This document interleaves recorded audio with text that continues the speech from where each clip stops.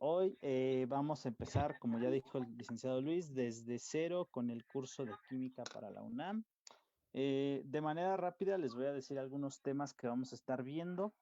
Hoy vamos a estar viendo sobre conceptos básicos de la química.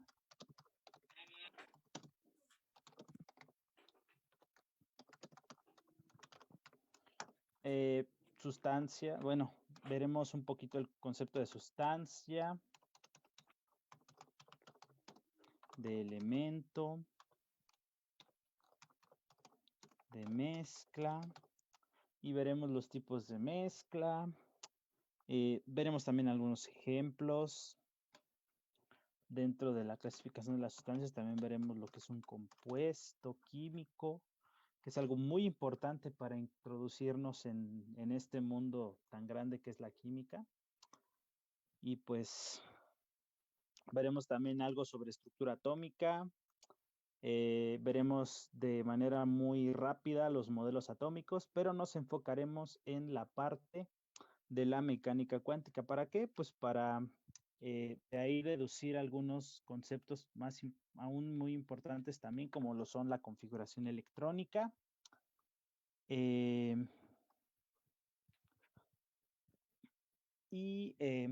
desarrollaremos lo que es la parte de la tabla periódica.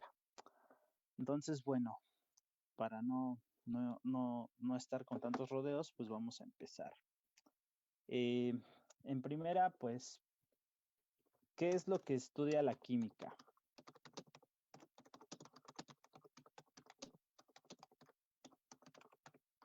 Voy a tratar de hablar lo menos posible, ya que no me encuentro muy bien de la garganta, pero pues me voy a estar apoyando con estas herramientas y con un material audiovisual, material visual que preparé considerando esta situación. Entonces, ¿qué es lo que estudia la química? La química estudia, en un todo, estudia a la materia. La química es el estudio riguroso, por así decirlo, de la materia. ¿Y qué es la materia entonces? La materia es aquello que es todo aquello que podemos ver, que podemos sentir, que podemos tocar, que podemos oler, que podemos incluso hasta probar. Todo lo que vemos a nuestro alrededor, de lo que estamos formados, todo es materia. Por lo tanto, sería acertado decir que pues todo es química, ¿no? Y pues bueno, dentro de ese estudio enorme que es la materia y que es en todo la química, pues tenemos que tener en cuenta algunos conceptos para adentrarnos precisamente en ese mundo. Entonces, como ya se los había comentado, vamos a introducir el concepto de sustancia. ¿Qué es una sustancia? Bueno, una sustancia es aquella forma de materia que posee una composición definida y propiedades distintivas o características. Pues una sustancia pues podría ser cualquier cosa. Ejemplos de ella puede ser el agua, la sal, el azúcar, el alcohol con el que nos desinfectamos las manos. ¿Qué otra cosa?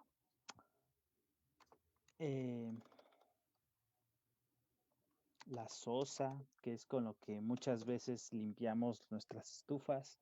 ¿El amoníaco podría ser? También el amoníaco, exactamente. Y pues la lista es enorme. En fin, casi todo lo que podemos utilizar o ver, inclusive hasta lo que nos comemos, pues podríamos considerarlo una sustancia, ya que pues tiene composición, una cierta composición definida, a lo mejor no la conocemos, pero sin embargo, pues sabemos que tiene, pues que está formada de algo, ¿no? De algo debe ser, pero está conformada por algo. Y entonces, dentro de este concepto muy grande que es la sustancia, pues nos apoyamos también de otros subconceptos, por así decirlo, un poquito más sencillos y dentro de la clasificación de las mismas sustancias. Uno de ellos muy, muy importante es el de elemento químico.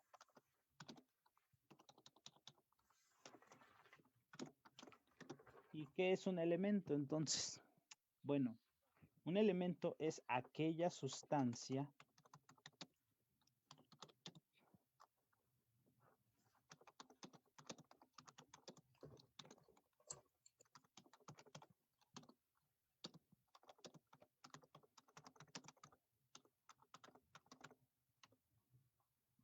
que no se, es aquella sustancia que no vamos a poder separar mediante un proceso químico.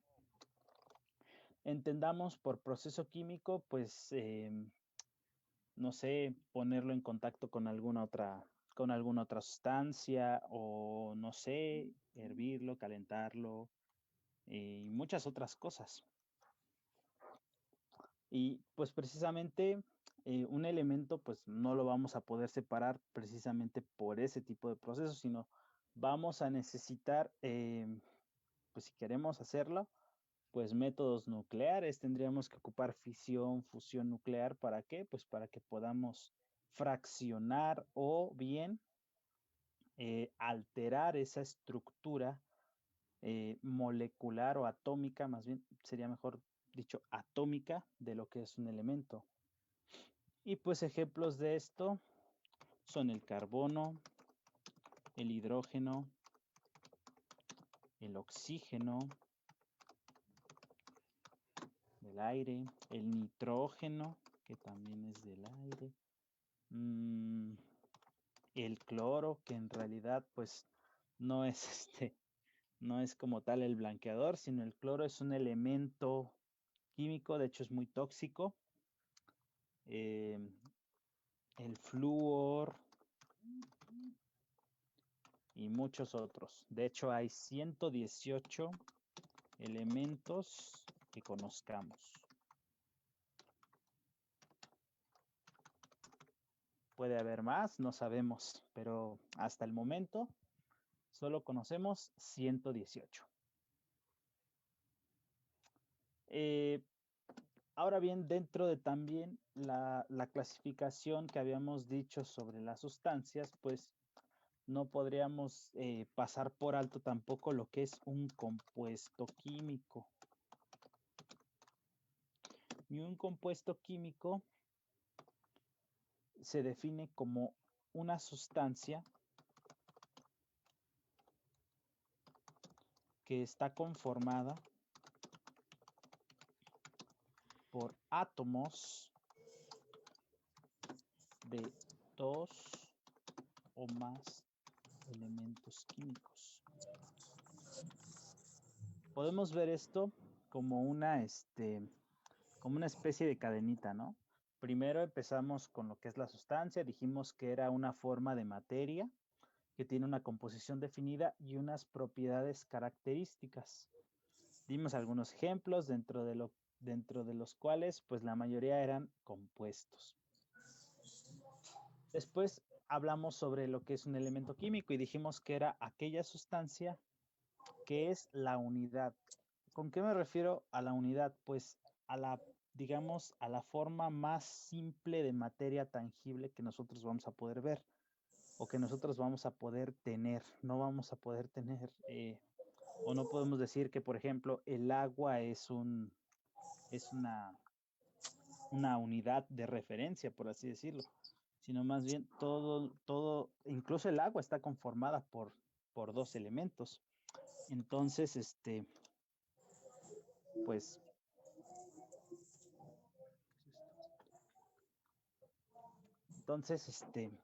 pues el elemento es la unidad base, ¿no? De todo nuestro estudio. Y luego, pues, ya hablamos sobre lo que es un compuesto químico y dijimos, ahora sí, que un compuesto químico es aquella sustancia que va a estar conformada por dos o más elementos químicos. Y pues vamos a dar algunos ejemplos. Entre ellos, pues va a estar el agua. Que también constituyen a las sustancias puras, ¿no? Sí, sí, de hecho, un compuesto químico puede ser, podríamos decir que es una sustancia pura. También un elemento es una sustancia pura. Todo lo que pues tenga una composición definida de un solo componente va a ser una sustancia pura. Aquí lo ponemos si quieres. Vamos a ponerlo aparte, una sustancia pura. Pues es aquella sustancia que solo contiene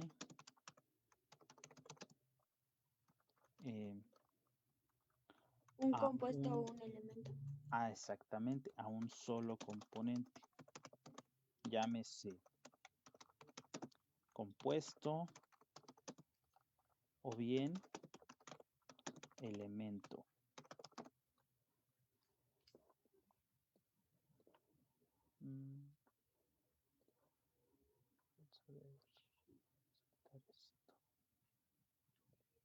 No. Listo. ¿Sí queda claro para todos? Sí. Muy bien. Entonces, habíamos dicho que ejemplos de un compuesto químico, pues ese es evidentemente el agua. ¿Qué otra cosa podría ser? La arena es un compuesto químico. Está conformado por dióxido de silicio. El blanqueador, le vamos a llamar aquí blanqueador. ¿Perdón?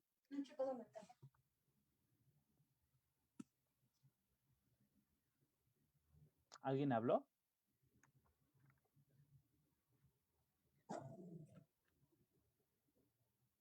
Bueno. El blanqueador es también un compuesto que es el ingrediente, ingrediente activo del blanqueador y se le llama hipoclorito de sodio. La sal común también es un compuesto. La sosa con la que limpiamos a veces las estufas. El líquido, bueno, el líquido antizarro también es un compuesto que es ácido clorhídrico.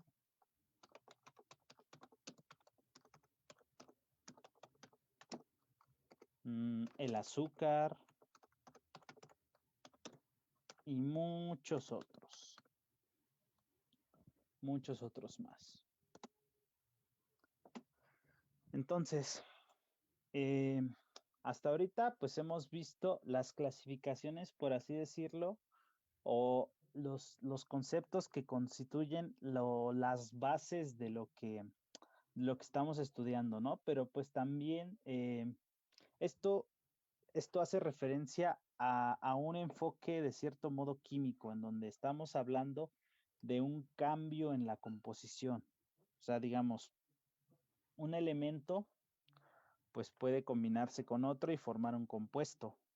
Y eso implica una transformación de tipo química. Sin embargo, ¿qué pasa también cuando ocurren esas combinaciones, pero solamente ocurre en un sentido físico? O sea, las propiedades de cada uno de los componentes van a conservarse. Entonces, hablaríamos de otro concepto muy importante dentro de nuestro estudio que se llama mezcla. Y una mezcla, pues es precisamente un conjunto de estrictamente dos o más sustancias que se combinan de forma física. Esto es importante. De forma física. Y por lo tanto, las propiedades de sus componentes se conservan. Profe, yo tengo otro concepto, pero no sé si estoy bien. Sí, a ver.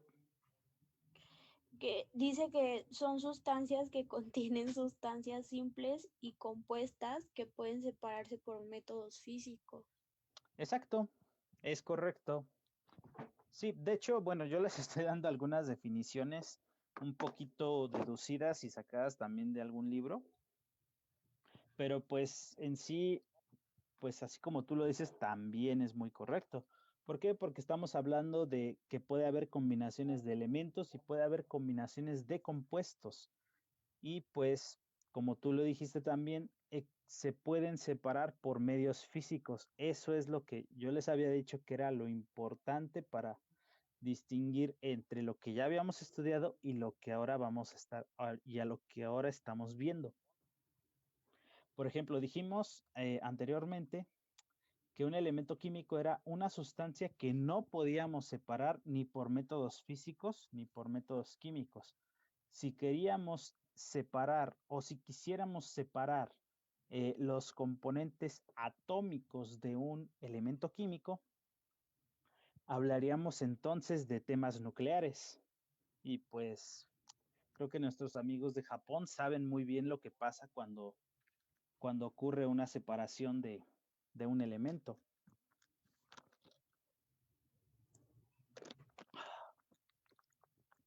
Entonces, y una mezcla, pues es completamente diferente. Una mezcla contiene, primero que nada, contiene elementos, puede contener compuestos químicos que, ¿qué son? Pues son combinaciones químicas de dos o más elementos químicos. Y pues la característica principal es de que las propiedades se conservan, las propiedades de sus componentes se conservan y además, como bien lo dijiste, compañera, se pueden separar por métodos físicos. Sí, sí queda claro hasta ahorita para todos. Sí, sí, profe. Muy bien. Entonces, dentro de esta clasificación de las mezclas, ahora bien, ya estamos metidos en la parte de mezclas, pues es importante que sepamos que hay dos tipos de mezclas. Una de ellas es la homogénea, en donde no podemos distinguir o donde los componentes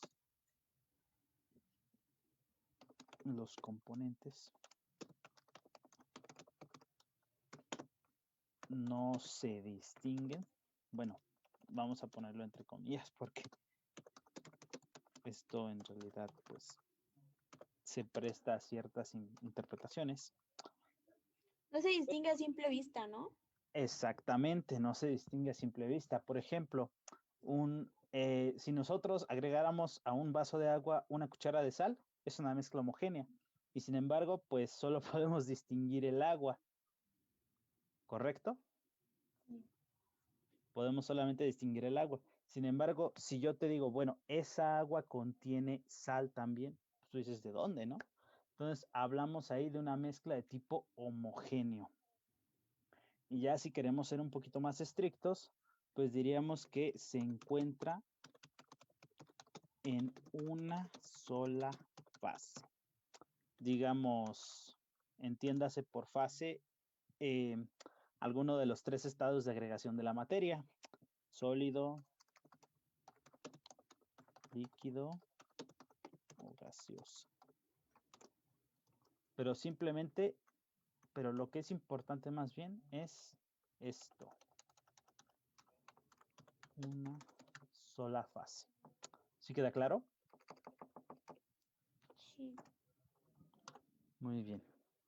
Y por el otro Por el otro lado tenemos la mezcla heterogénea, en donde aquí, donde por el contrario de la mezcla homogénea, Sí se puede ver. Bueno, distinguir, exactamente, ¿no? sí se distingue. Y pueden estar, El aceite y el agua, ¿no? ¿perdón? Como el aceite y el agua. ¿Podría ser una gelatina, profe? Ah, Bueno, no. es que la gelatina es en realidad, pues podríamos decir que es una mezcla. ¿Por qué? Porque la gelatina, pues, está compuesta de qué? De grenetina, de azúcares, de colorantes, de saborizantes. Entonces podríamos decir que es una mezcla así en el polvo. Ya cuando la combinamos con el agua, pues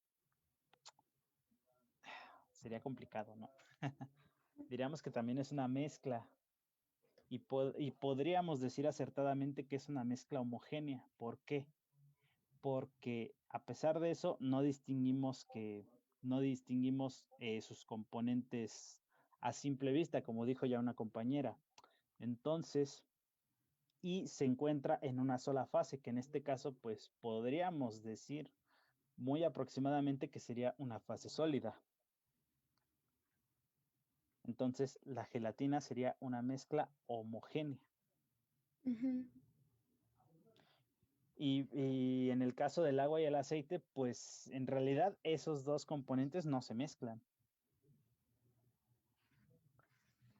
¿Por qué? Porque pues las propiedades químicas de ambos componentes pues no permiten que sus moléculas se unan, se disocien entre sí. Entonces, por eso vemos vamos a hacer alguna anotación para que ustedes lo puedan ver.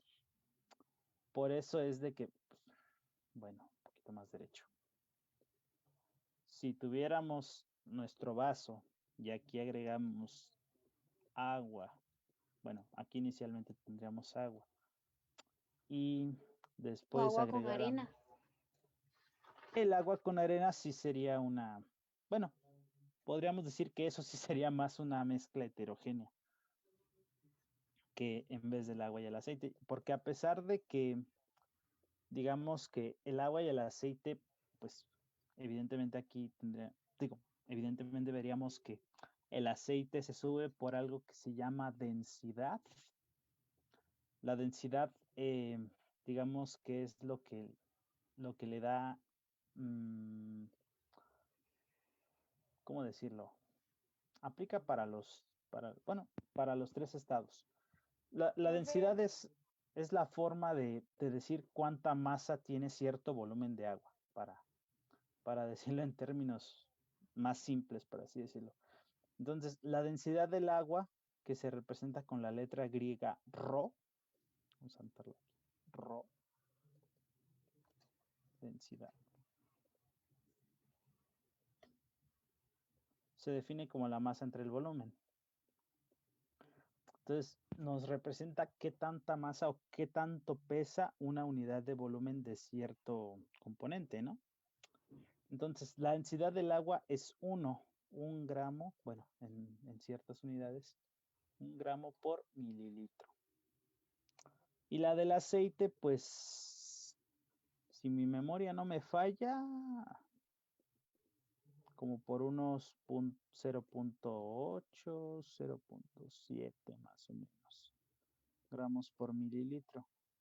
Entonces, por efectos de la misma fuerza de gravedad,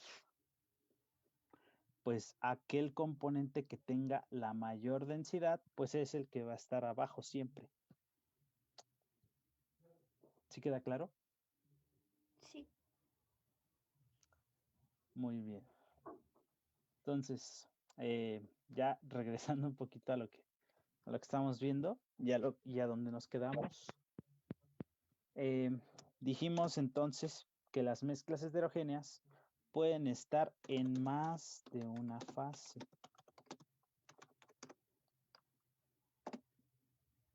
Un ejemplo muy común podría ser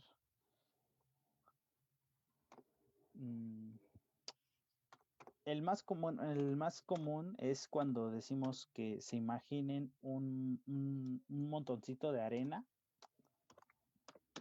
y le agregamos cierta finura de hierro. Entonces eso, pues si nosotros lo agitáramos tantito, pues veríamos, vamos a dibujar aquí, supónganse que este es un montoncito de arena, ¿no? Entonces ustedes le agregan cierta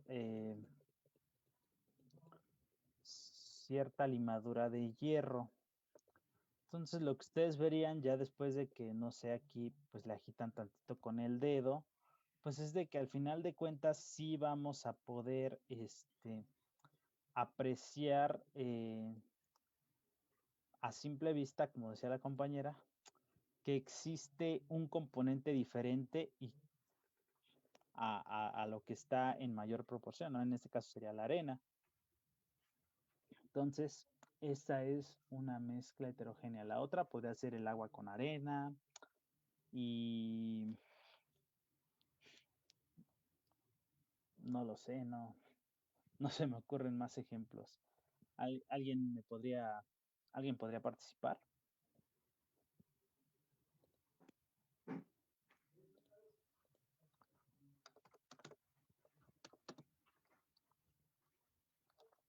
¿Podría ser cosas sólidas?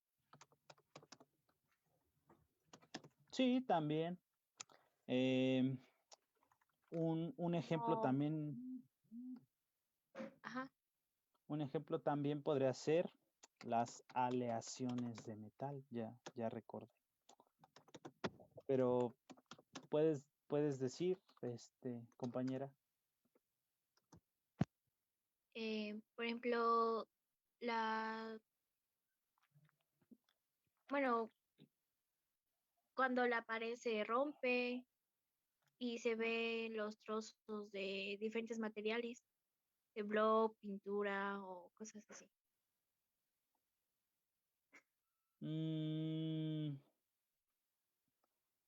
Pues sí, no. ¿La gravilla, profe? La gravilla, ¿qué es la gravilla? A ver, dime, compañera. Bueno, la grava, no sé. Con el que La- hacen el cemento. Ah, ok. Sí, podría ser, porque tiene una mezcla de cemento y arena, ¿no? Y hasta incluso piedras por ahí. Entonces sí podemos apreciar sus, sus componentes y además, si le agregamos agua, pues vamos a tener más de una fase. Tendríamos en ese caso la fase líquida, que sería por parte del agua, y la fase sólida por parte de todo lo demás, ¿no? Sí, es correcto, la gravilla. Como les decía yo, las aleaciones, aunque en realidad no las podamos ver bien como tal y a lo mejor, digamos, no se pueda, no las podemos ver así a simple vista, pero es una mezcla heterogénea. Un ejemplo también son las amalgamas, que son las mismas aleaciones.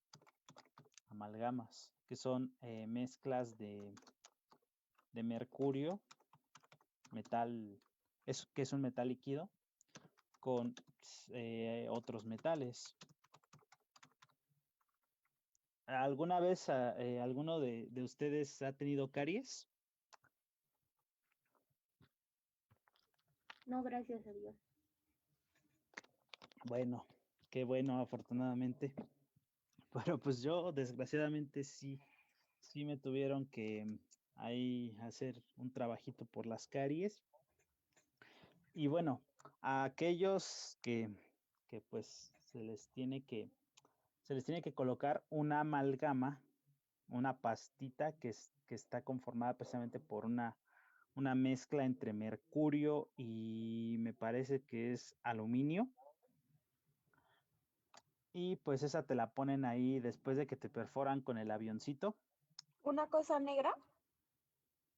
Es más bien como gris, oscura, y ya cuando se seca, pues brilla, como si fuera un metal. pero es grisecita la pasta en un inicio.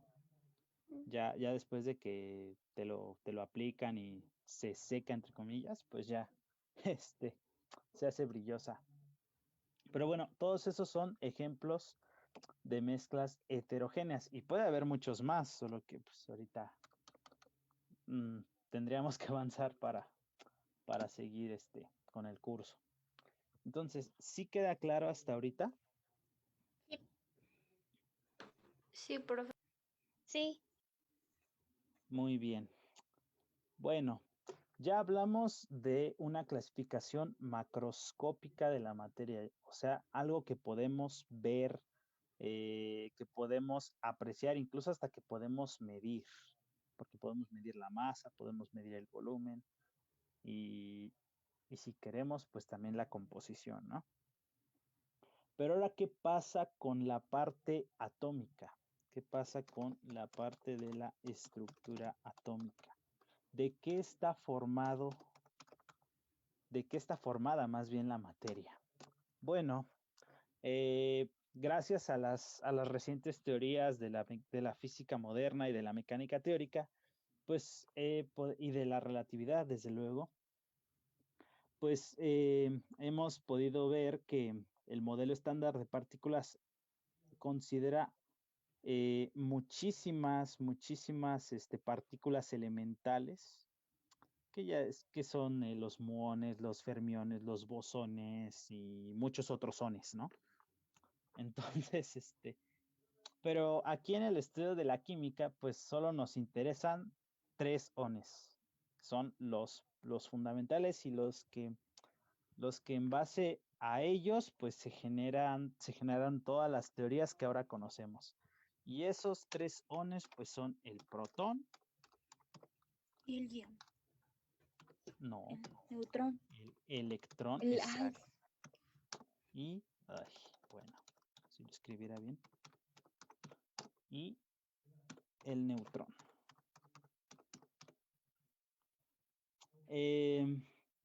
No los puse en orden de descubrimiento, pero bueno, digamos que si los quisiéramos ordenar, el primero en descubrirse fue el electrón y fue descubierto por un físico británico llamado Joseph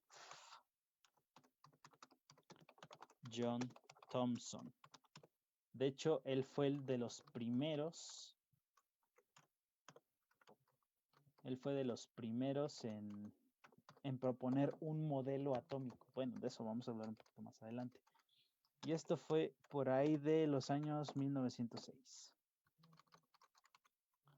Después le siguió el protón, que fue descubierto por un alumno precisamente de Thomson, que se llama que se llamaba Rutherford, por ahí de los 1910, cuando nosotros aquí nos estábamos peleando que con Porfirio Díaz, que con Madero, que con no sé quién más, pues ellos estaban descubriendo el protón.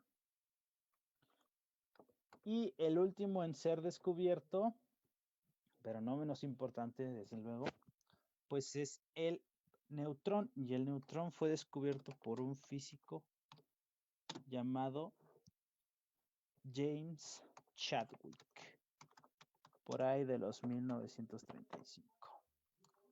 Ya cuando Einstein ya había publicado su teoría sobre la relatividad, el efecto fotoeléctrico y muchas otras cosas raras.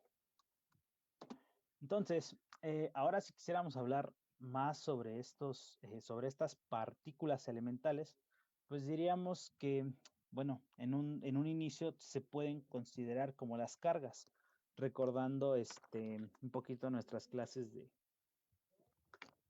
bueno, si ustedes vieron electricidad y magnetismo, aunque sea de una forma muy introductoria, pues sabemos, o bueno, podemos decir que existen algo que se llama cargas, ¿no? Entonces, un protón es una partícula de carga positiva. con carga positiva, exactamente. positiva. El electrón es lo mismo, pero con carga Negativa. negativa. Y el neutrón, Neutro. carga 0. Entonces, pues ahora ya con todas las teorías que ya se han propuesto y con los nuevos descubrimientos, pues decimos que podemos decir que los átomos, que es la partícula o la partícula compuesta más pequeña dentro de la materia, la partícula microscópica, aclaremos, que es la que no podemos percibir individualmente, ya que es muy pequeña. Ajá. La última, ¿qué es? ¿Cuál? ¿El neutrón? Sí. Ok, bueno, dijimos que el neutrón, así como, bueno, sus pares, dijimos que era una partícula que no tiene carga, o que más bien tiene carga 0. O como dijo por ahí su compañera, una de sus compañeras, carga neutra. Pero pues que a pesar de todo, es muy importante dentro de la estructura atómica, ya que pues un científico llamado, déjenme recordar, Rutherford, precisamente, Ernest Rutherford, fue el que propuso por primera vez que el átomo está conformado por un núcleo, y ese núcleo tiene, bueno, él decía que solo contenía protones, pero pues hoy sabemos que un neutrón, digo que un núcleo atómico está conformado por protones y por neutrones. ¿Sí queda claro? Sí. Bien. Y pues por aquí en alguna parte, pues van a estar los electrones, ¿no? Dándole como que, exacto, los electrones. Pero bueno, vamos a repasar un poquito sobre precisamente esos modelos que dieron pie a lo que hoy conocemos. Entonces, hasta ahorita sí está quedando claro, ¿no tienen preguntas? O sea, hasta ahorita no, pues. No, profe, gracias. Muy bien, chicos. Entonces, aquí en la imagen, sí, perdón.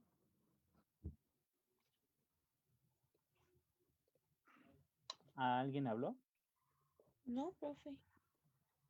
Muy bien. Entonces decía que aquí pues pueden ver 5 modelos atómicos que pues se vinieron desarrollando a lo largo de la historia y que pues dieron paso a lo que hoy conocemos como el átomo, ¿no? O bueno, sí, el átomo. Primero pues veremos el modelo del Dalton, que es el más viejo. Ya tendría 213 años para este año. Y pues solo decía que era una esfera que contenía partículas, ¿no? O sea, partículas un poquito más pequeñas, él decía. No sabía él qué eran, pero pues ya intuía que había partículas más pequeñas que un átomo. Después llega Thomson por ahí de los 1904 y dice, bueno, como él descubrió el electrón, decía, pues bueno, el átomo está conformado por una esfera que según él decía que tenía una carga positiva y que encima de él, así en su superficie, pues iban a estar los electrones, que pues, son las carguitas negativas, y pues esto le iba a dar su neutralidad al átomo. De hecho, este modelo se conoce coloquialmente como el modelo del budín de pasas.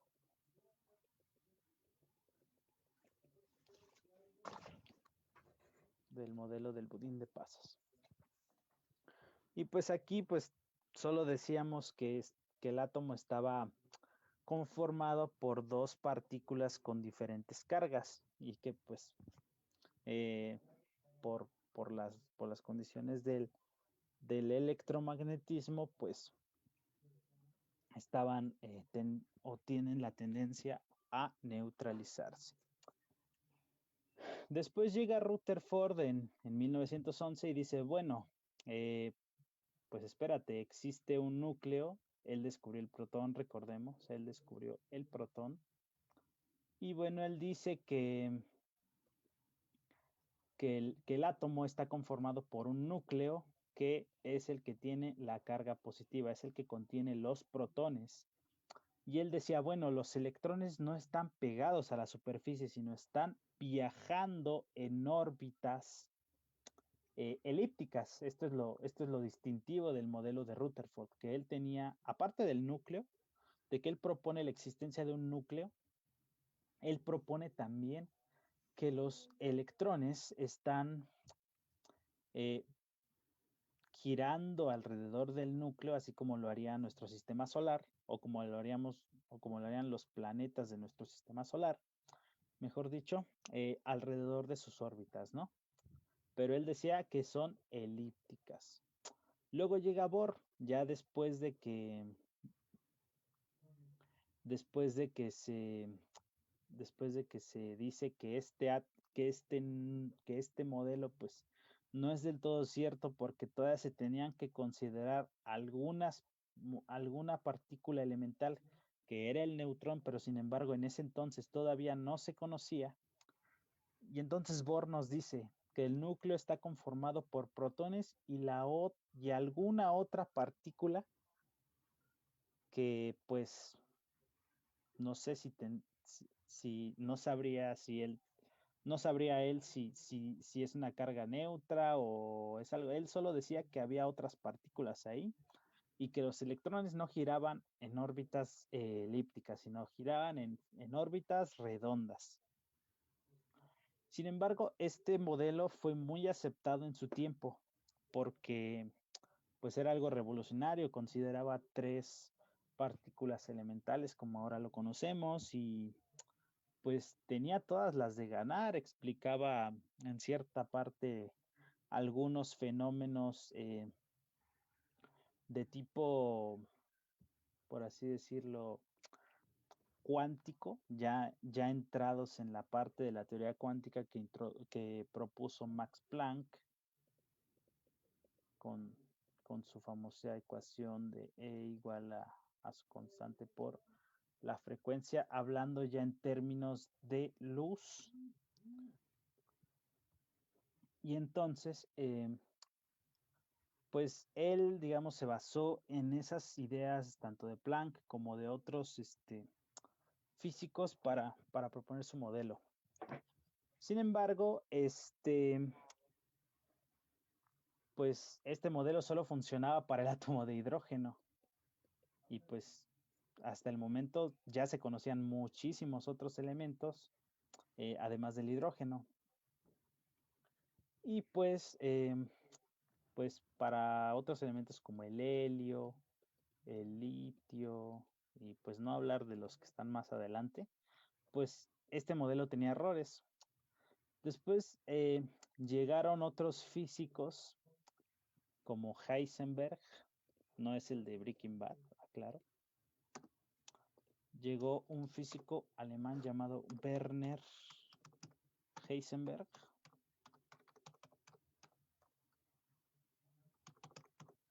Y postuló el principio de incertidumbre.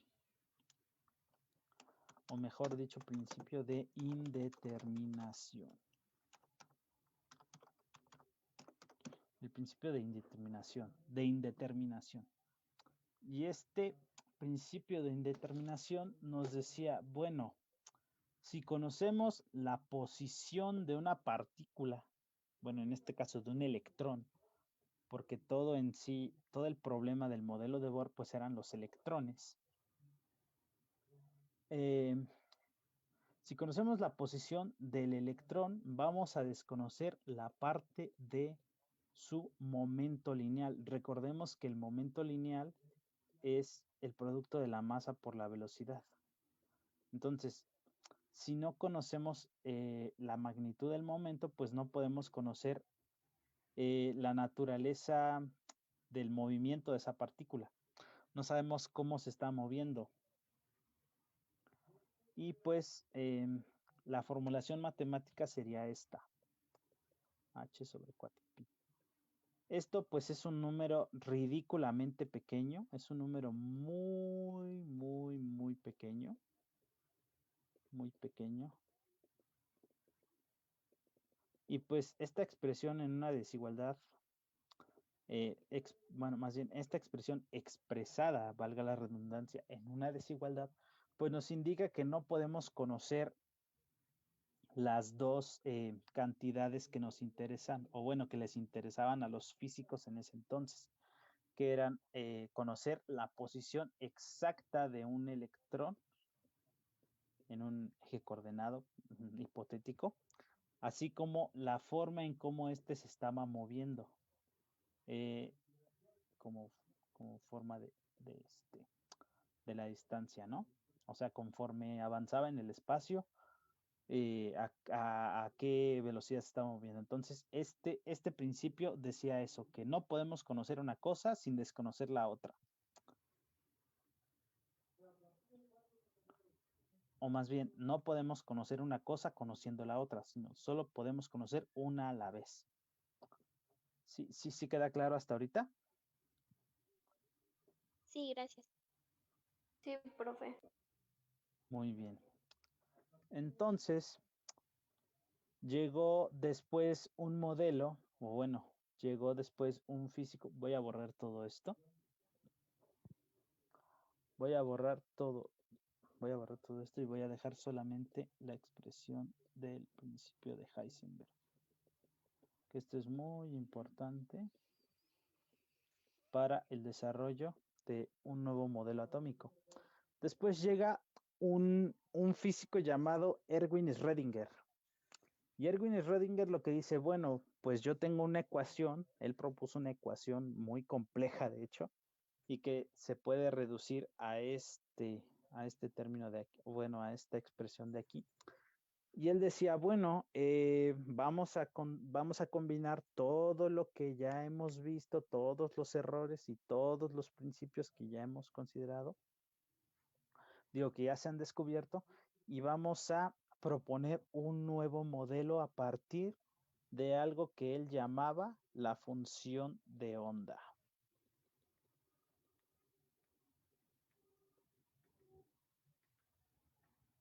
Este simbolito que es como un tridente es la letra griega psi.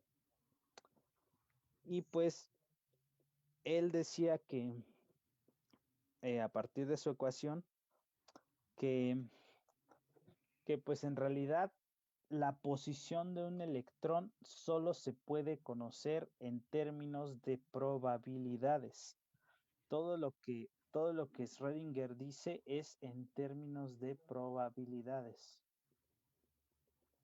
Y de hecho, la mecánica cuántica, pues, se basa mucho en esta palabrita, probabilidades. ¿Por qué? Pues porque no es todo seguro, así como ya lo venía estableciendo Heisenberg con su principio de indeterminación, pues solo podemos conocer una cosa, no podemos conocer todo. Por lo tanto, tenemos que decir que nos tenemos que ajustar a ciertos casos de toda la gama de posibilidades, ¿no? Entonces, si nosotros pudiéramos resolver la ecuación de Schrödinger, nos encontraríamos que estas interpretaciones nos dan la pauta para un nuevo modelo atómico que se llama el modelo de la mecánica cuántica.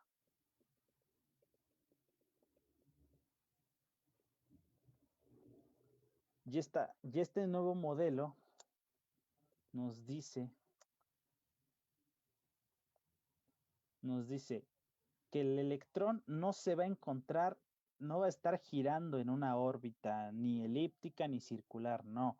El electrón se va a estar moviendo libremente en algo que nosotros vamos a llamar, voy a borrar todo esto, orbitales.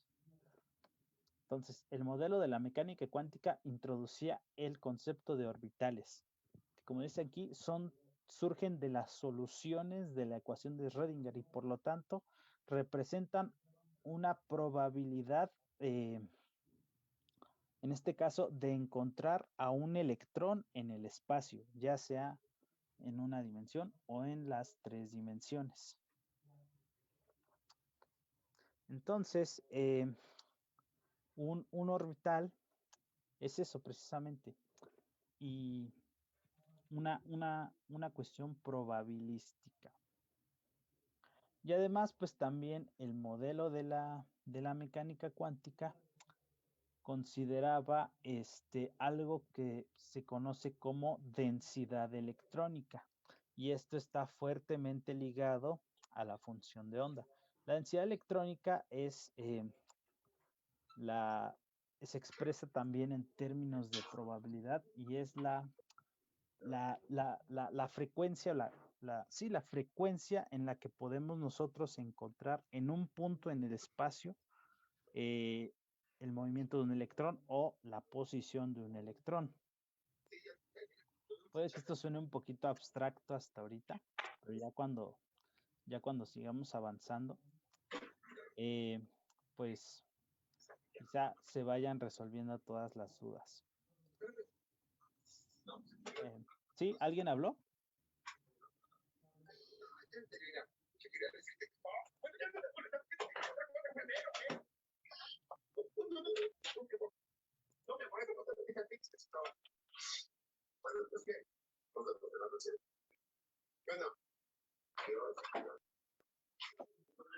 ¿Alguien está hablando? No, profe, se escucha como tele. Ah, ok. Eso me imaginé. Bueno, entonces estábamos en la parte de la mecánica cuántica. Entonces ya habíamos dicho que era un orbital, que era la probabilidad de encontrar un electrón en un espacio determinado y de una geometría determinada. Y entonces, el modelo de la mecánica cuántica considera 4 tipos de orbitales. Son los orbitales S, los orbitales P, los orbitales D y los orbitales F. Todos estos son son espacios tridimensionales en donde nosotros vamos a encontrar o donde se va a estar moviendo el electrón en el espacio. Y pues cada uno tiene formas diferentes en base a muchos otros factores que a lo mejor nosotros no vamos a estar considerando del todo, pero pues lo que sí podemos considerar es la parte de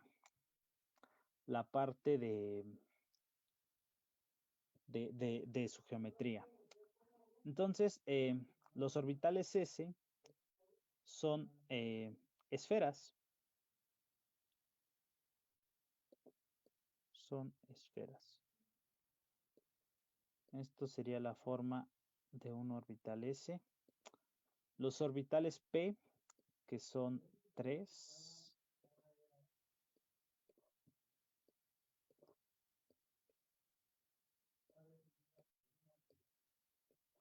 Y podríamos encontrarlos en función de los tres ejes coordenados. Y tendrían más o menos esta forma, serían como 2 globitos. A los que estaban a los chicos que estuvieron en la clase de temas específicos de área 2, en la segunda clase, pues habíamos dicho que podíamos representar o que nos podíamos dar una idea más física, más apreciable de un orbital pues si nosotros inflamos dos globos, y los ponemos y los unimos por los nudos, ¿no? Entonces aquí tendríamos el otro globito. Y esto pues sería la forma aproximada de un orbital P. Entonces hay tres tipos de orbitales según sus ejes, según los ejes. ¿Sí me están escuchando, chicos? Sí, Sí, profe. Sí, profe. Ah, bueno, es que una de sus compañeras creo que puso aquí en el chat que no se escucha. Ah, ok, bueno, entonces ha de ser tu conexión, compañera. Bueno, sí, probablemente sea su internet. Entonces, hasta ahorita sí queda claro todo. Yo No, tengo una duda. ¿sí? ¿Quiere decir que en los orbitales P hay como tres opciones y en la S solo hay una opción de orbital? Exactamente, Ah, exactamente. Eso lo vamos a lo mejor a poder ver cuando veamos la parte de configuración electrónica. ya. Ujú. Sí, Ok, gracias. sí quedó claro, chicos. Sí, Sí, gracias. Sí, profe. Muy bien. Igual si llegan a atorarse en algo, me pueden interrumpir y me pueden decir que les vuelvo a explicar y no hay ningún problema. ¿Alguien Gracias. habló? sí, yo no dijo la D ni la F. Ah, sí, claro. Ahorita vamos para allá. De hecho, como estos orbitales tienen unas formas un poquito más caprichosas, son las que ustedes están viendo aquí. Miren, Ay, como les comentaba, ¿no? Solo existe una posibilidad, como bien decía la compañera, para los orbitales S. Hay tres opciones para los orbitales P, que son las que están aquí abajo. Hay 5 opciones para los orbitales D, que como ya les había dicho, pues tienen unas formas un poquito más caprichosas. Y pues hay 7 posibilidades para los orbitales F, que pues como pueden ver ustedes, tienen formas todavía más extrañas, ¿no? Entonces, todo esto pues representa una zona de densidad electrónica en donde podemos encontrar pues a los electrones. Pues, más adelante vamos a estar viendo, bueno, más adelante sería ahorita, sobre lo que es en un todo el cómo vamos a nosotros aterrizar lo que hemos estado viendo referente a lo que son o a lo que sería el modelo de la mecánica cuántica. Entonces, para eso pues hablamos de una configuración electrónica. Y la configuración electrónica es como su mismo nombre lo dice, la forma en que el modelo de la mecánica cuántica establece que se encuentran distribuidos los diferentes electrones que puede tener un átomo. Entonces, bueno, aquí nos faltó mencionar algo muy importante que es sobre los números cuánticos, sí, los números cuánticos dentro antes de entrar precisamente a nuestro estudio de la configuración electrónica, deberíamos darnos una introducción sobre lo que son los números cuánticos. Bueno, los números cuánticos son,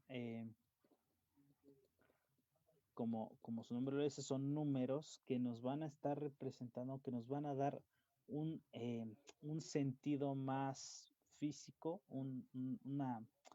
nos van a dar una, ¿cómo decirlo? una clasificación, sí, como si fuera, o bueno, lo más acertado sería decir que los números cuánticos son como el domicilio, ¿no? ¿Qué es lo que, nos permite saber en Encontrar. dónde, por ejemplo, ¿sí? ¿Alguien habló?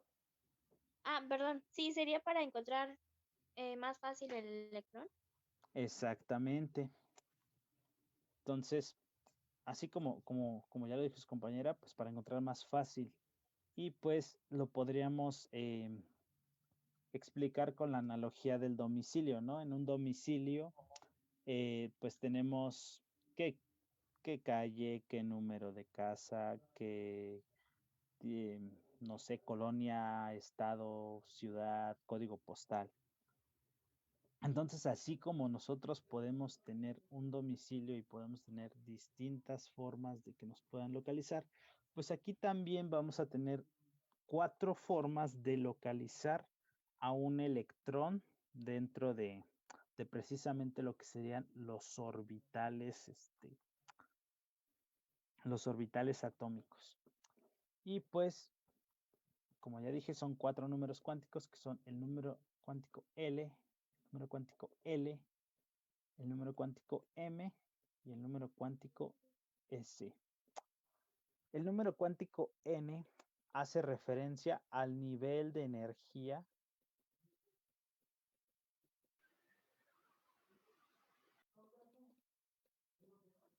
creo que esto, nos regresamos al blog de notas.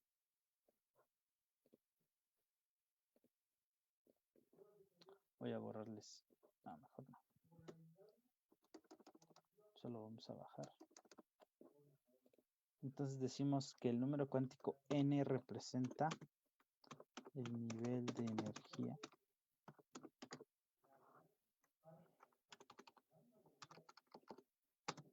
de tanto del orbital o bien de un electrón. Este número puede tomar valores de 1, de 2, de 3 y hasta el 7, que es el nivel de energía más alto que se considera en los elementos que hasta ahorita conocemos. Y bueno, luego tenemos el número L, que es el número atómico, el número cuántico, perdón, cuántico del momento angular. Esto es, digamos, solo el nombre, no vamos a profundizar tanto en el nombre. Pero lo que sí podemos decir es que este número cuántico nos va a definir lo que es la forma del orbital. Nos va a decir qué tipo de orbital vamos a tener para cada valor que puede abordar este número. Entonces, este número L puede tomar valores de 0, 1, 2 y 3. Y bueno, decíamos hace ratito que este número nos iba a decir la forma del orbital que vamos a estar teniendo. Entonces, para un número L igual a 0, tendríamos un orbital de tipo S. Si tenemos un número cuántico de un número L de 2, de 1, perdón, tendríamos un orbital P. Si L vale 2, tendríamos un orbital D. Y si tuviéramos un número cuántico L3, tendríamos un orbital F. Este número cuántico solo nos va a decir qué tipo de orbital, en qué tipo de orbital se va a encontrar un electrón cualquiera. ¿Sí queda claro, chicos? Sí, gracias. Sí, profe. Muy bien. Ahora pasemos con el número M. El número M es el número cuántico magnético. Igual, solo les voy a indicar el nombre, no vamos a profundizar tanto en por qué se llaman así. Pero este número nos va a dar como tal la posición exacta dentro del orbital, dentro de los orbitales que ya nos había, de los que ya nos proporciona información el número L. Y el número M indica que para cada valor de L, o sea, para cada tipo de orbital, vamos a tener 2L más 1 orbitales del mismo tipo. O sea, este número cuántico M nos dice el número de orbitales. Y precisamente está dado por esta expresión, 2L más 1.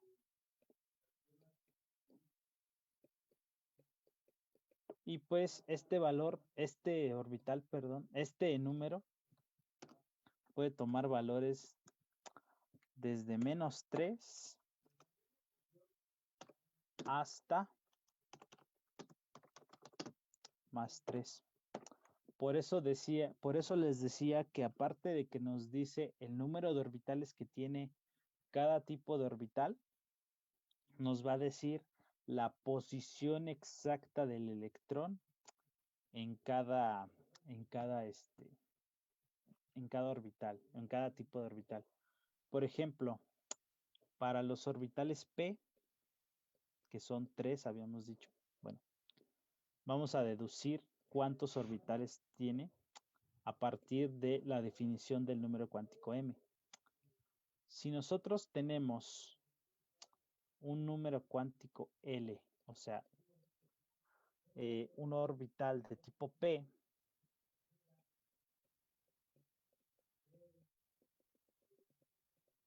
un orbital P,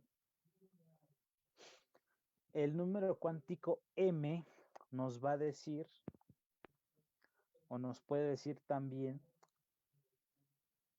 cuántos orbitales tiene o cuántos orbitales son del tipo P, mejor dicho. Entonces, el número de orbitales va a ser igual a 2L más 1.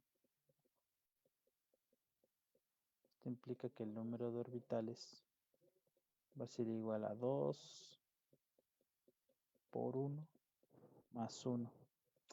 ¿Y esto cuánto nos da? 3.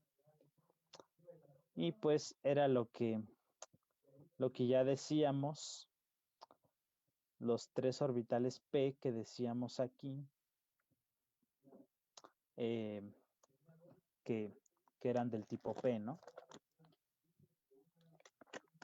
¿Y así funciona con el S, con el P, con el D y el F? O sea, Así es la misma 2L más 1. Así es. Vamos, si quieres lo hacemos para los orbitales S, por ejemplo, para Sí, que veas que si se no aplica. sé. O sea, ¿siempre va a dar +3 o -3 o va a dar números diferentes? Bueno, en realidad, como ya te decía, el número M va a ser la forma, o bueno, va a indicar la posición exacta del electrón en un orbital. Entonces, por Ujú. ejemplo, decíamos que puede tomar valores desde -3 hasta +3, porque si recordamos que un orbital F, vamos a hablar de un orbital o bueno, de un tipo de orbitales que tiene 7 tipos de orbitales. F, F, F, F. O sea, los orbitales F son 7. 7 orbitales F. Entonces, el número M nos va a decir que en este orbital de aquí, M va a ser menos 3, aquí va a ser menos 2, aquí va a ser menos 1, aquí va a ser 0, aquí va a ser más 1, aquí va a ser más 2 y aquí va a ser más 3. Obviamente, cada orbital F pues va a tener un cierto nombre, ¿no? Por ejemplo, vamos a regresarnos a la figurita de aquí. Entonces, mira, aquí tiene, no se alcanzan a ver muy bien, pero yo lo que veo, por ejemplo, aquí son 5zx cuadrada por menos 3xy cuadrada. Ah, ok, cada uno es diferente. Ajá, cada uno tiene un nombre diferente. Entonces, el número cuántico M te va a decir en qué tipo de orbital F se encuentra. Ujú. No sé si así ya te quedó un poquito más claro. Sí, es para especificar más. Exactamente, por eso decía que es la posición exacta de un electrón en un tipo de orbitales o en un orbital dado. Ujú. Ah, ¿Sí ok. queda claro para, sí, sí queda claro para todos, chicos?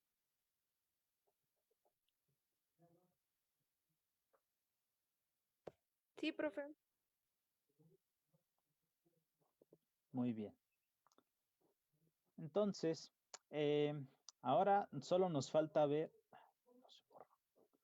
solo nos falta ver el último número cuántico, que es el número cuántico S, que es el número cuántico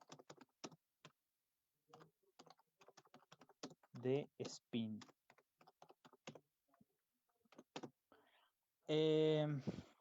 Bueno, dentro de lo que sería la configuración electrónica, más adelante vamos a darle un sentido más tangible a este número, pero lo único que podemos acertar, decir hasta ahorita es que puede tomar valores de +1/2 y de -1/2. Porque esto se refiere a algo que se llama rotación del electrón. El modelo de la mecánica cuántica establece que un electrón va a estar girando sobre un eje, así como por ejemplo lo hace la Tierra. Ujú. ¿Para qué? Pues para que sea día y noche, ¿no? Para que. Entonces, lo mismo hace un electrón. Puede girar tanto para un lado como puede girar para el otro. Entonces, el número atómico, digo, el número cuántico, perdón, el número cuántico de spin nos va a decir si gira para un lado o gira para el otro. Y pues, por eso toma valores de +1/2 y de, aquí me equivoqué, y de -1/2. Sí queda claro esto. Sí. ¿Y cuándo te pide especificar eso? Los números cuánticos. Estos números cuánticos nos sirven precisamente cuando ya hablamos precisamente sobre configuraciones electrónicas, que era lo que íbamos a empezar a ver, Ujú. pero pues pues resulta primero importante que conozcan lo que son los números cuánticos para que cuando empecemos a ver todo esto de configuración electrónica, pues digan, oye, ¿por qué este 1? ¿Por qué S? ¿Por qué P? ¿Por qué D? ¿Por qué F? ¿No? Ah, ok. Sino que todo va, sino que todo va como que de la manita. Sí, claro. Entonces, hasta ahorita sí les está quedando claro, ¿no tienen preguntas? No, todo bien, profe. Muy bien. Entonces, como ya habíamos dicho hace un rato, una configuración o la configuración electrónica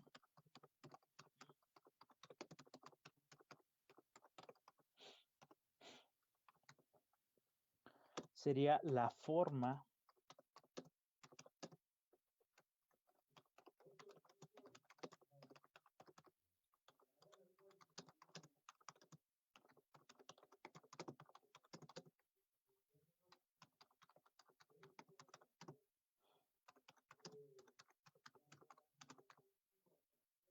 podríamos decir esto, que la configuración electrónica sería la forma en cómo los electrones de un átomo se van a acomodar en los orbitales que contempla precisamente el modelo de la mecánica cuántica. Y pues esta configuración, pues como todo, sigue ciertas reglas que se deben cumplir. ¿Para qué? Pues para que las configuraciones que nosotros realicemos, pues sean teóricamente y prácticamente reales o congruentes, mejor dicho. Entonces, las reglas que se deben cumplir en un sentido inicial, pues son tres. La primera y la más importante es el principio de exclusión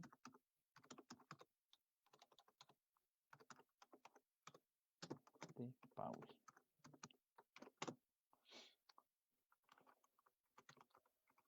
Propuesto por Wolfgang Pauli, nos dice que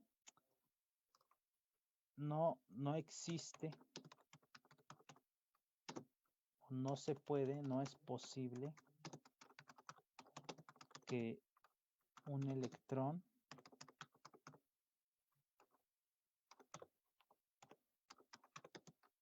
posea los mismos números cuánticos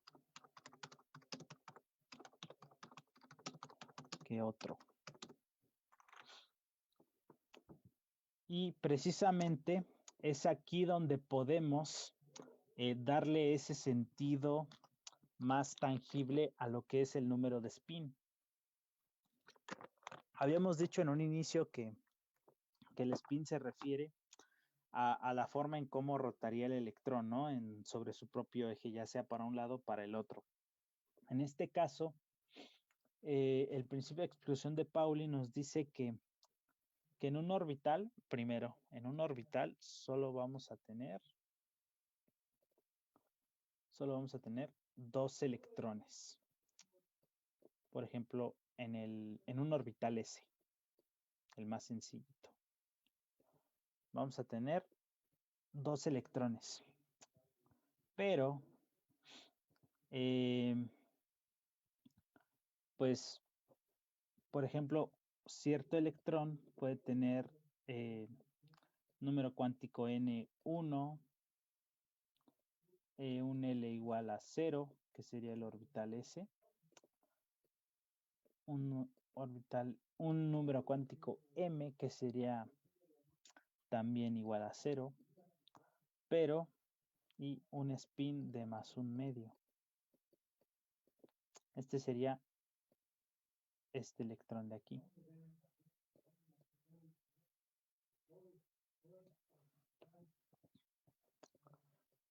Y tendríamos otro electrón así, como lo establece el principio de exclusión de Pauli. Podemos tener otro que tiene casi los mismos números cuánticos,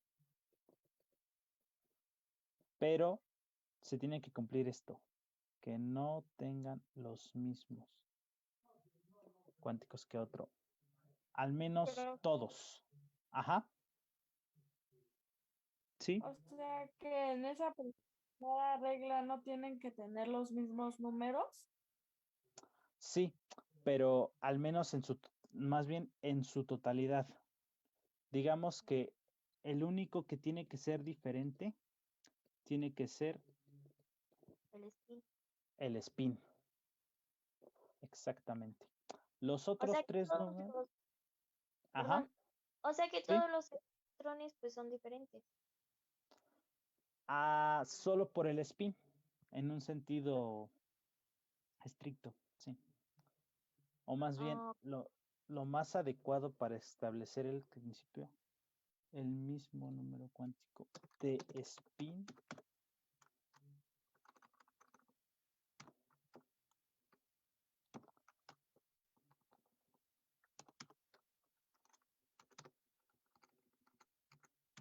el mismo número cuántico de spin que otro. Esa sería la manera más entendible de establecer este primer principio. ok. Ujú. Sí queda claro para todos. Sí, profe. Perfecto. Entonces, dijimos que para spin igual a 1/2, la flechita va a ir hacia arriba. Y para un spin de -1/2, la flechita iría para abajo. O sea, así.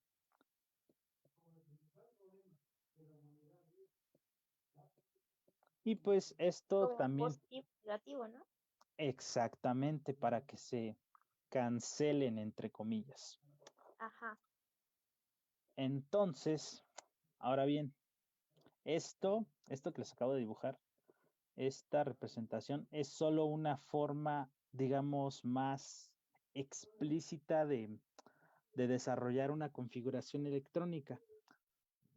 Cuando veamos ya las 3 reglas, vamos a hacer un ejemplo y vamos a ver que existe una forma más condensada de escribir precisamente esa configuración electrónica. Ahorita se las estoy diciendo de esta manera, ¿para qué? Para que ustedes puedan ver todo lo que todo lo que conlleva, todos los conceptos que conllevan, pues van de cierto modo de la mano. ¿Sí queda claro, chicos? Sí, gracias. Sí, profe. O sea, esa sería la primera regla, ¿no? Exactamente, sería la primera regla. Ah, ok. Y esta es la regla más importante de todas las que vamos a ver.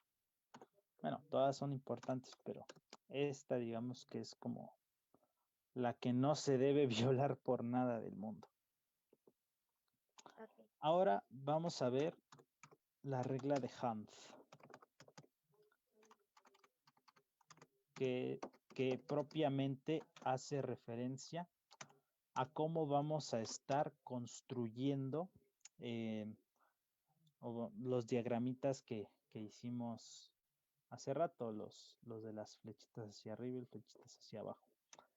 Y esta regla nos dice que cuando tenemos más de un orbital, como es el caso, por ejemplo, de un orbital, de uno de los orbitales P, por ejemplo, aquí sí recuerdo los nombres, son PX, PY y PZ, que son los orbitales, digamos, acomodados en las 3 dimensiones del espacio. Si los juntáramos, veríamos algo así. Ah, no. Pues la regla de Hund hace alusión más bien a una cuestión energética. ¿Por qué? Porque la regla de Hund nos dice que la conformación más estable energéticamente es aquella que se va a alcanzar cuando nosotros primero llenamos los orbitales de esta manera. Así. Primero Como llenamos primero los positivos y luego los Exacto. negativos. Y luego los negativos. Así. Esta sería la conformación más estable energéticamente. y es la que nos permite conocer de una manera más precisa y objetiva las posiciones exactas de un electrón dentro de un espacio orbital, por así decirlo. Entonces, lo mismo podemos hacer para los orbitales D.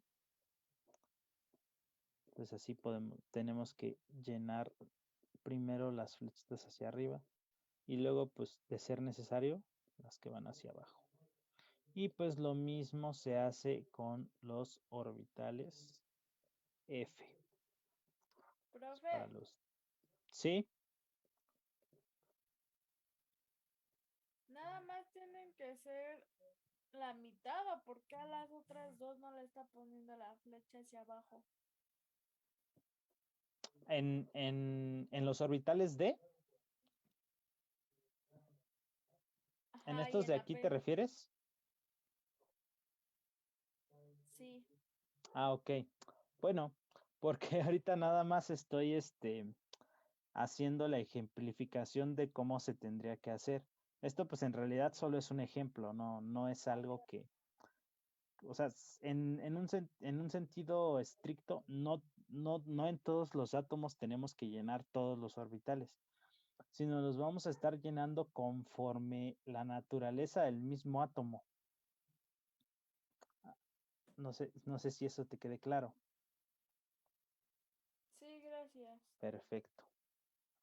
Entonces, pues lo mismo podríamos hacer con los orbitales F. Primero llenamos hacia arriba. Luego, pues si es necesario, pues llenamos con flechitas hacia abajo. Y esta es la segunda regla, que es la regla de Hunt. Hace referencia a cuando tenemos más de un orbital, más de un tipo de orbital. ¿Sí queda claro? Ujú. ¿De qué depende llenar las flechitas negativas o las flechitas para abajo? Eso depende de cuando, no sé, tengas algún elemento, no sé, que por ejemplo tenga ¿Tiene que ver con mm, su número atómico? No, exactamente, sí, ¿no? Algo así. exactamente. Pero eso lo, lo vamos a ver precisamente Después. ya cuando viéramos todas las reglas, exacto. Ah, ok. Sí, está bien. Ujú. Sí, vamos como que por partes, ¿no? Sí, está bien, gracias. Ujú. Entonces, hasta ahorita sí está quedando claro. Sí, profe. Perfecto. Entonces, vamos a pasar a la última regla, que es la que yo creo que le podría dar sentido a todo lo que estamos viendo.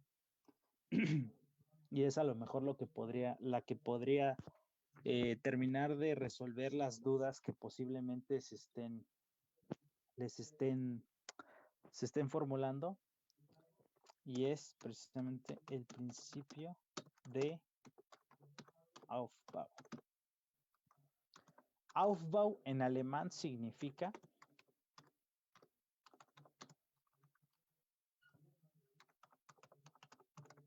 construir. Entonces, el principio de Aufbau establece que el llenado de orbitales va a ser de acorde a una cierta regla que es la que les estoy enseñando en esta figurita. Si la alcanzan a ver, la que es como una especie de árbol, de una especie de pino, que vamos a estar llenando hacia abajo, hacia abajo, hacia abajo. Y que pues nos va a dar la conformación más estable de nuestro átomo. Entonces, de esta regla pues no se puede decir mucho, solo que es esto, solo que es llenar los orbitales de acuerdo a esta parte, a este pinito. Y pues yo creo que todo lo que hemos visto sobre configuración electrónica se va a hacer más o lo van a poder aterrizar mejor si revisamos un ejemplo, ¿no? Ujú. Entonces, déjenme tomar agua.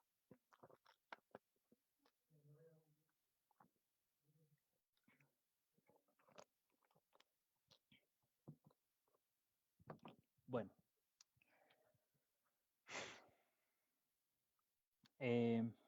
Consideremos entonces el átomo de carbono. No, mejor el átomo de carbono no. Consideremos el átomo de oxígeno. Antes de empezar con este ejemplo, es importante que revisemos un concepto también muy importante que se llama número atómico. El número atómico representa el número de protones. Neutrones. No, de protones. De protones que tiene un átomo. También este número atómico puede ser igual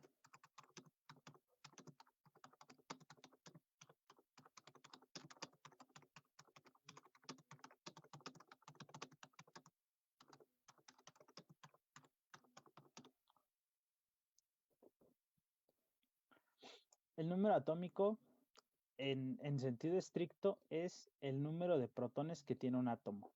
Sin embargo, también puede ser igual al número de electrones.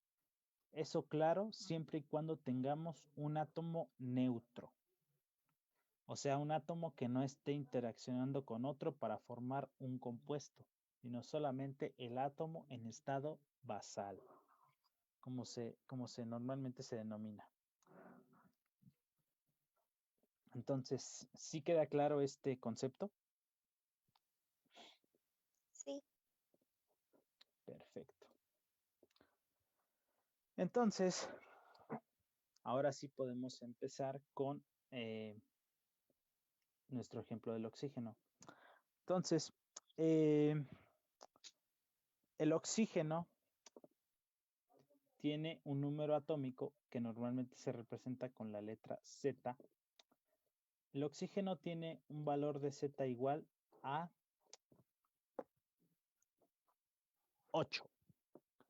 Hablamos entonces de un átomo neutro,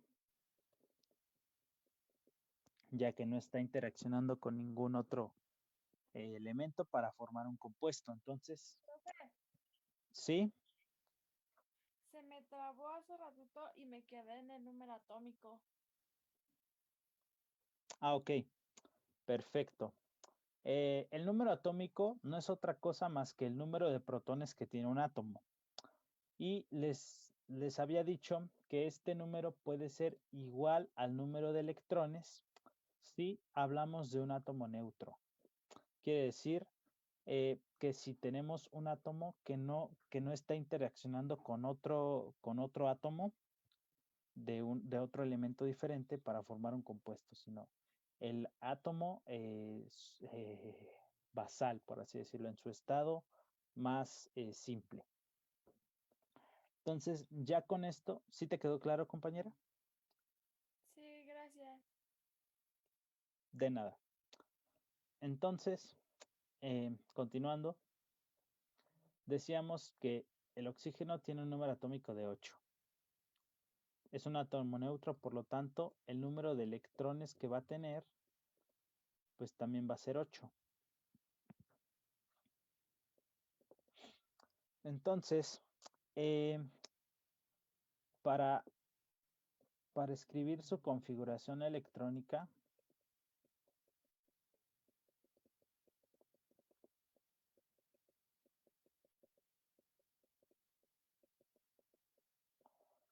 vamos a utilizar las 3 reglitas que revisamos hace un ratito.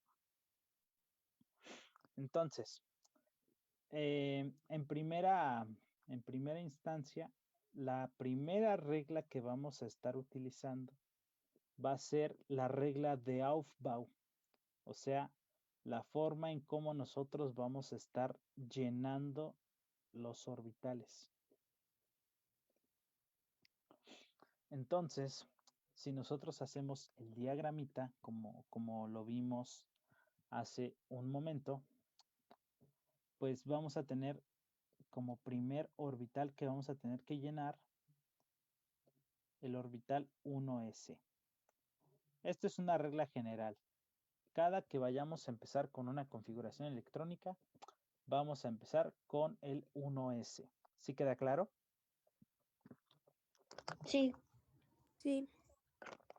Entonces, ahora tenemos que aplicar el principio de exclusión de Pauli, que nos decía que solo puede haber dos electrones de spin opuesto en un solo orbital.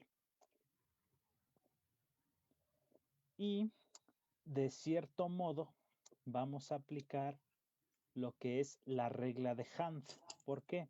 Porque decíamos hace un rato que la regla de Hund nos dice que primero tenemos que colocar el electrón de spin positivo, es decir, la flechita hacia arriba, y después la flechita hacia abajo, o sea, el electrón de spin negativo. Sí queda claro que aquí ocupamos los tres principios.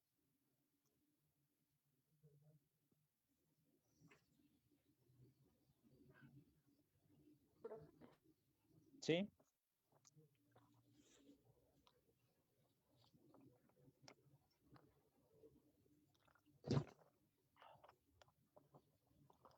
¿Alguien habló?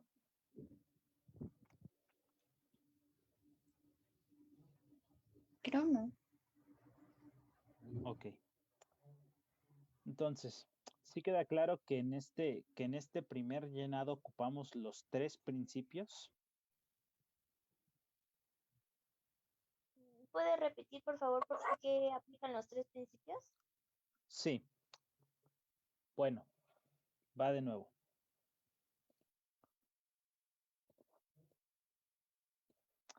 Primero, como primer paso, vamos a utilizar el principio de Aufbau, que nos dice cómo vamos a estar llenando progresivamente los orbitales, los diferentes tipos de orbitales, ¿no? Entonces, la regla de Aufbau nos dice que el primer orbital que vamos a llenar es el 1s. Siempre va a ser el 1s. Sí, para seguir la regla, ¿no? Ajá. Exacto. Entonces, el primer orbital que vamos a estar llenando va a ser precisamente el 1s.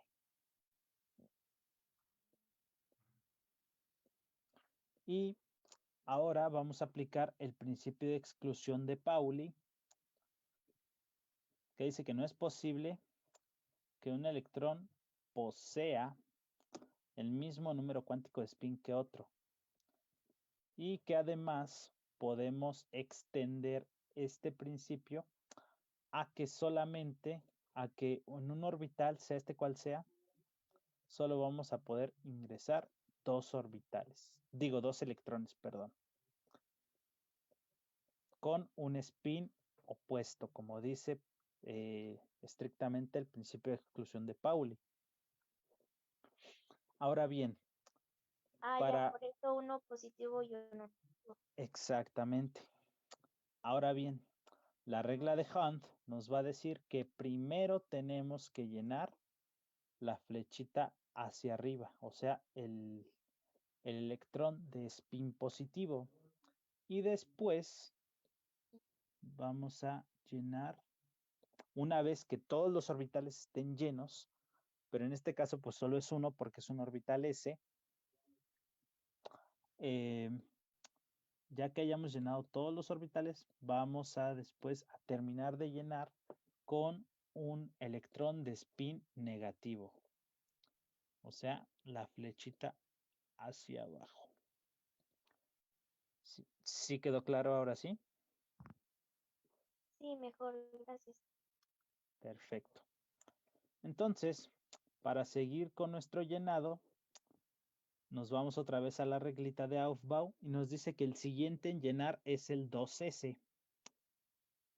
Entonces, vamos otra vez, 2S.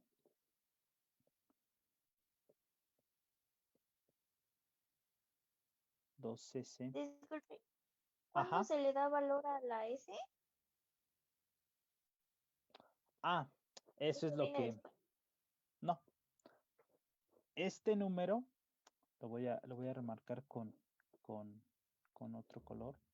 Este número sería la representación del número cuántico n. Hace referencia al nivel de energía en el que nos estamos encontrando. Ah, Pues ya. por eso como que va subiendo 1, 2, 3, 4, 5. Hasta el 7, ¿no? Hasta el 7, que es el último. Exactamente. Ajá. Ah, ok. ¿Sí te quedó claro? Sí, gracias. Perfecto. Qué buena observación la tuya, compañera. Sí. Y entonces, para llenar el orbital 2s, como lo dice el principio de Aufbau, que es el que sigue, vamos a volver a ocupar la regla de Hunt. Primero el de arriba, después el de abajo. Y pues esta configuración cumple el principio de exclusión de Pauli al decir que pues tenemos dos electrones con espines opuestos. ¿Sí queda claro? Sí. Perfecto. Entonces, ahora sigue el 2p. Ah, pero miren, el 2p ya no es nada más un orbital. Ya son 3 orbitales los que vamos a estar representando. Entonces, los vamos a dibujar aquí, 3 orbitales, y les vamos a poner su nivel de energía, 2p, 2py y 2pz. Y aquí es donde vamos a hacer más evidente el uso de la regla de Hunt. ¿Por qué? Porque decíamos que la regla de Hunt se hacía muy evidente para cuando teníamos más de un orbital que había que llenar, ¿no? Entonces, la regla de Hunt nos dice que la conformación más estable y de menor energía va a ser cuando nosotros llenamos primero todos los orbitales con espines positivos, así como lo estamos viendo ahorita. ¿Sí queda claro? Sí. Y aquí es donde donde entra la observación que uno de ustedes me hizo, que me dice, oye, bueno, ¿y por qué no llenaste todos? ¿Y por qué no vas a llenar todos? Ah, porque este mismo proceso que hemos estado haciendo lo vamos a hacer, lo vamos a terminar hasta que lleguemos a los 8 electrones. O sea, a las 8 flechitas. ¿Sí queda claro? Sí. Entonces, si nosotros hacemos un recuento hasta ahorita, llevamos 1, 2, 3, 4, 5, 6 y 7. ¿Cuántos nos faltan para llegar al 8? Uno. Uno. Se supone que ya llenamos todos los espines positivos de los 3 orbitales p. Ahora, ¿qué nos falta por hacer para terminar nuestra configuración electrónica? Pues simplemente colocar una flechita abajo en el primer orbital. Y con esto terminaríamos nuestra configuración electrónica. ¿Sí queda claro, chicos? Sí, Sí, profe. ¿cómo se representaría? ¿Cómo se qué? O sea, ¿se representa así? ¿Cómo se representaría? ¿Así? ¿O hay otra forma? Esta sería la forma, como ya les había dicho, la forma más explícita en la que ustedes pueden ver bien cómo se aplican los tres principios. Ahora, Ok. existe también una forma que es más sintetizada, más compacta, en donde no precisamente, bueno, sí seguimos las reglas, pero en este caso la regla de Hunt no se hace tan evidente como por ejemplo aquí lo hicimos. Y esta Ujú. nueva notación, que ahorita se las voy a enseñar también, nos dice que así como hicimos el llenado aquí, o bueno, como seguimos la regla de Aufbau con el 1S, 2S, 2P, vamos a hacer lo mismo en esta nueva notación, pero ahora lo que vamos a hacer es de que como el 1S solo acepta 2 electrones, los 2 electrones los vamos a representar como si fuera un exponente.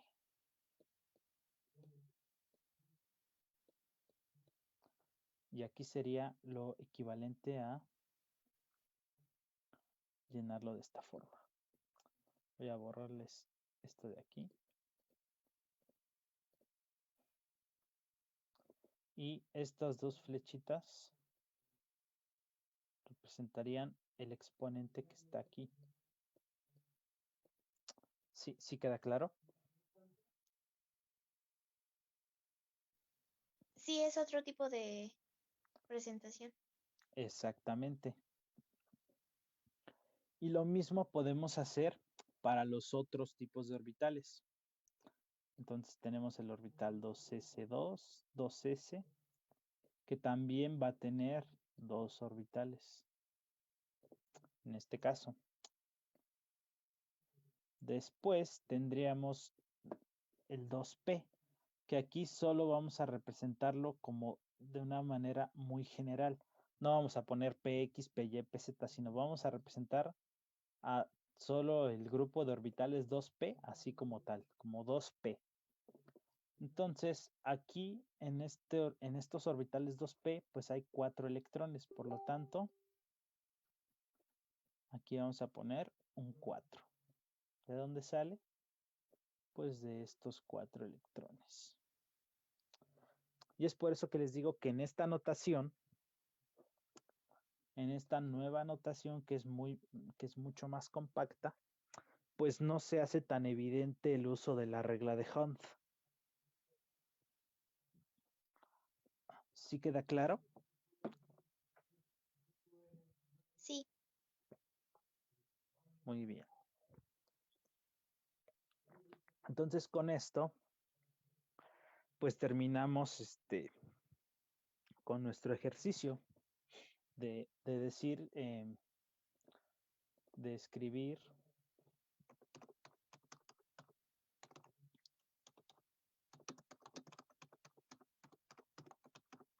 la configuración electrónica del átomo de oxígeno.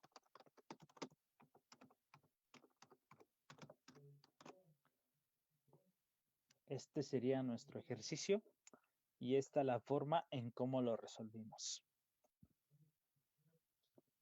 ¿Alguna pregunta? No, profe, todo bien. Muy bien. Muy bien. Entonces, pues, con esto terminamos la clase de hoy. Igual, si quisieran que viéramos algún otro ejemplo, pues podríamos hacerlo. Y si tienen dudas, pues también pueden expresarlas. gracias. No de nada. Entonces, ¿sí quedó claro todo lo que vimos hoy? Sí, profe.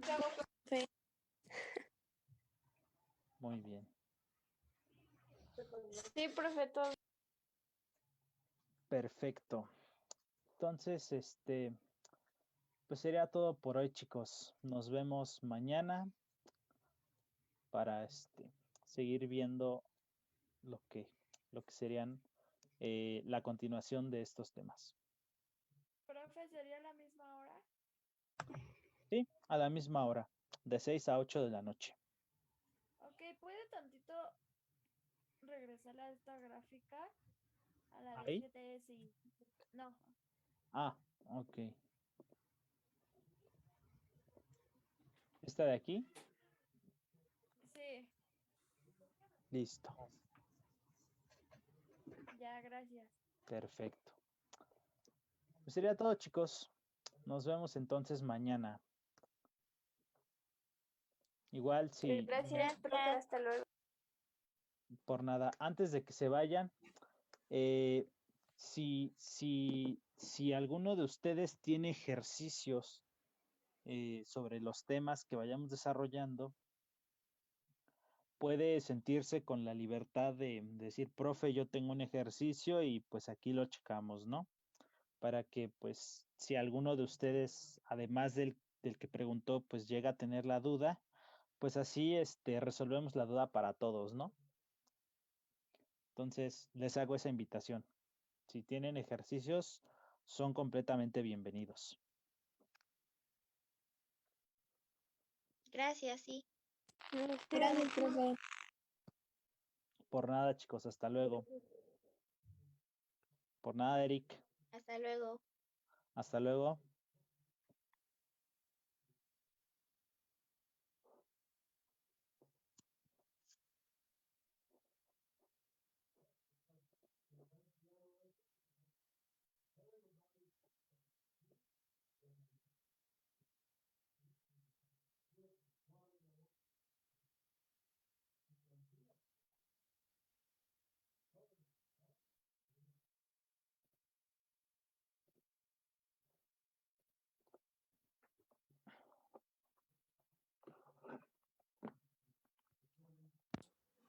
¿Hay alguna duda, Minerva?